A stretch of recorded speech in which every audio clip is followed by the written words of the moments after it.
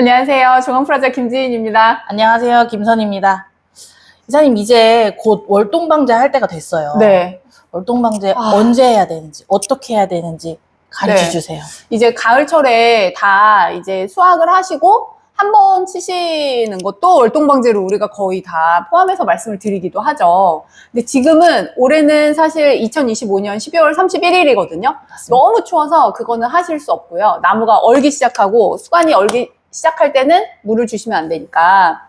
그래서 지금은 하시면 안 되고, 이제 월동방제는 한 빠른 지역은 2월 말부터 3월 초, 그 다음에 늦게는 한 3월 말에서 4월 초까지도 월동방제를 다 하시는데요. 지역마다 조금씩 차이가 있는데, 우선 월동방제라는 건 나무가, 우리나라는 온대성 기후니까 월동이라는 걸 하잖아요. 그래서 자고 일어나서 다시 활동을 시작할 때 내가 이 나무를 올 1년을 얼마나 깨끗하게 관리할지를 결정해 주는 게 월동방제인데, 그래서 월동기에 쭉 잠복해 있거나 숨어 있던 그런 해충이나 아니면 균들이 다시 활동하는 그 시기거든요. 맞아요. 근데 똑같이 그때가 얘네가 가장 약한 시기이기도 하고, 그래서 이런 자극을 줬을 때 가장 잘 반응하는 시기이기 때문에 그때 미리미리 종합 살균제와 살충제를 한 번씩 쭉 살포를 해주셔서 밀도를 아주 효과적으로 감소하는 것, 그게 바로 월동방제죠.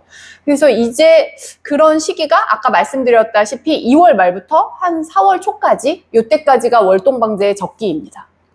월동방제 할 때 제일 먼저 해야 될 작업이 있잖아요.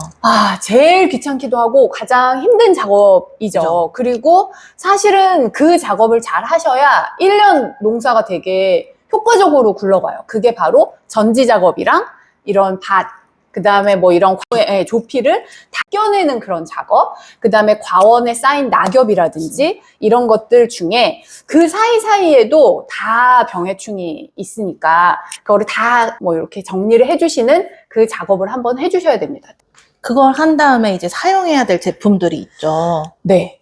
어떤 있죠. 게 있을까요? 저희 회사 제품으로는 요 네오황하고 한번에라는 제품, 그 다음에 보르도액 153이랑 보르겔이나 606이나 아니면 가비온 보르도라는 제품이 있어요. 그래서 대표적으로 이렇게 제품이 뭐가 이렇게 많아 하시겠지만, 저희는 이런 월동방제나 아니면 친환경 살균 살충 뭐 이쪽으로 굉장히 특화된 회사이기 때문에 설명을 드리면, 첫 번째로 이런 거 황 제품이 있고요. 그 다음에 동 제품이 있어요.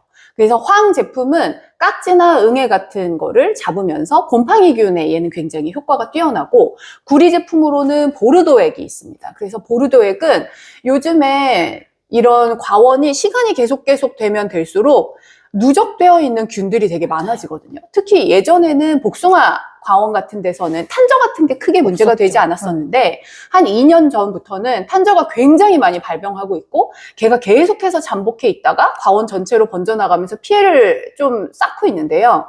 그런 세균성 병에는 가장 효과가 좋은 게 구리입니다. 그래서 구리 제제를 사용해 주셔야 되기 때문에 이런 똑같은 균도 어떤 성질을 가지고 있느냐에 따라서 황이 더 효과적인 것들이 있고 구리가 더 효과적인 게 있어요. 그래서 이 두 개를 같이 쳐주셔야 과원 관리를 훨씬 더 효과적으로 잘 깨끗하게 하실 수 있게 됩니다. 그래서 대표적으로는 황제와 동제가 월동방제의 가장 중요한 제품들이죠.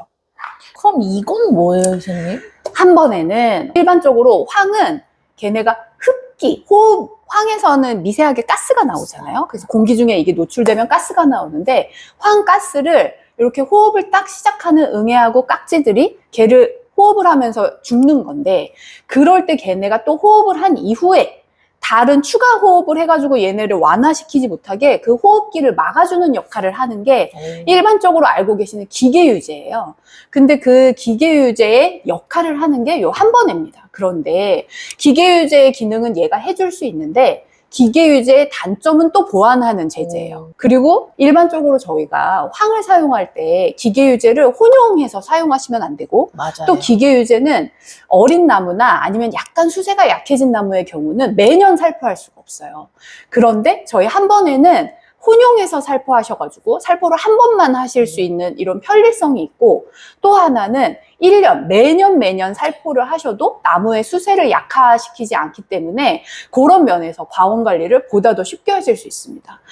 우리가 응애하고 깍지가 경륜으로 찾아오는 게 아니잖아요. 맞아요. 한 번 쳤더니 2년 동안은 응애하고 깍지가 한 개도 없었어. 이게 아니고 끝내는 가을철이 되면 걔네의 숫자는 늘어나거든요.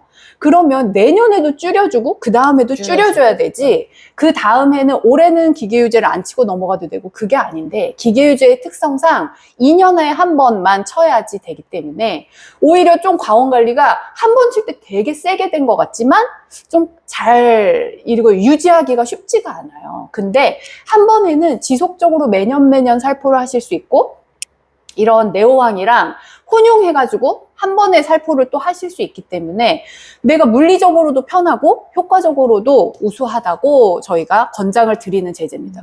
이미 저희가 이거는 아마 농협에서 구입해가지고 사용하시는 분이 많으실 거라고 네. 생각을 해요. 근데 난 그래도 효과 없었어. 이렇게 말씀하시는 분 있을 수 있거든요. 근데 그 이유가 뭐냐면 기계유제는 나무에 그렇게 스트레스를 되게 많이 주기 때문에 실질적으로 사용하는 시기가 되게 일러요. 아, 그쵸. 네, 그래서 얘네가 이렇게 되게 이르게 제일 사용하도록 먼저 세팅이 사용하죠. 되어 있죠. 그런데 나무에 그거는 스트레스를 안 주기 위함이지 사실은 호흡기가 다 끝나서 월동이 다 끝나서 뭐 이런 깍지나 응애가 활동을 시작했을 때 주는 게 제일 좋거든요. 근데 시기적으로 이 한 번에는 그 시기에 주면 감소시킬 수 있거나 적용시킬 수 있는 애들이 되게 적죠. 그리고 눈에 봤을 때는 좀 조금 줄어든 것 같아. 이렇게 생각을 하실 수 있어요.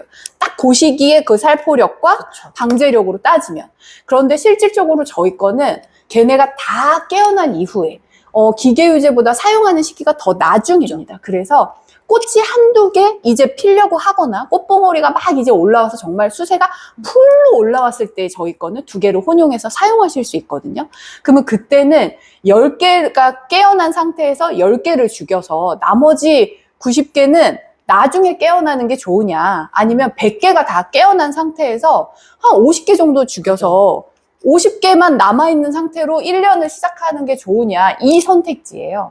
당장 10개 있는 애들한테 기계유제랑 한 번에를 사용하셨을 때는 기계유제는 10마리 다 죽었는데 얘네는 한 6마리밖에 안 죽어. 이렇게 생각하실 수 있는데 사용하는 시기를 기계유제랑 동일하게 사용하시면 안 돼요. 그래서 그거보다 늦게 사용해서 훨씬 더 많은 것들이 깨어났을 때 걔네가 아직도 그때는 약한 상태이기 때문에 그때 한번에와 네오황을 혼용하셔가지고 살포하시면 기계유제가 10마리 죽였을 때 얘네는 100마리 중에 70마리, 80마리를 죽일 수 있는 제재입니다. 그러면 끝내 땡 하고 우리가 실질적으로 꽃 피고 수정을 시작했을 때 남아있는 깍지나 응의 숫자를 비교하시면 이게 훨씬 더 효과적입니다. 그쵸. 네. 그래서 이런 농민분들이 어떻게 하면 편리하게 사용하실 수 있을까 저희가 고민을 하다가 두 제재를 혼용해서 사용하면 기계유제를 사용하신 거에 버금가는 효과를 낼 수 있고 그 다음에 효과도 오랫동안 지속시킬 수 있고 매년 살포하실 수 있기 때문에 이렇게 사용하시는 게 더 좋으시겠다라고 저희가 생각을 해서 개발을 하고 지금 이렇게 안내를 해드리는 제품입니다. 그러면 뭘 먼저 쳐야 되는 거예요? 일반적으로 그 성질에 따라서 뭐 보르도액을 먼저 치셔도 되고 황을 먼저 치셔도 돼요. 사실은 이 2가지의 순서는 중요하지 않아요. 그런데 우리가 요즘에 봄철의 날씨가 되게 예측 가능한 날씨가 아니잖아요. 되게 따뜻해졌다. 아니면 어제까지 추웠는데 오늘 갑자기 너무 따뜻해. 그래서 갑자기 따뜻한 날씨가 쭉 지속되면서 꽃이 내가 예상한 것보다 더 빨리 피기도 하고 뭐 이런 것들이 자꾸 반복되거든요. 그러면 그럴 때는 약재 살포 날짜를 맞아요. 맞추기가 너무 힘들어요. 맞아요. 내가 생각할 때는 아직 겨울인 것 같았는데 바로 봄이 오기도 하니까. 그래서 저희는 황을 먼저 치고 보르도액을 나중에 치세요. 이렇게 권장을 드리거든요.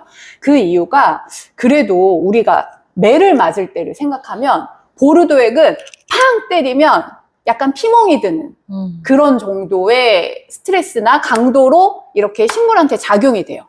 근데 황은 살짝 때리는 거 정도의 스트레스를 주거든요.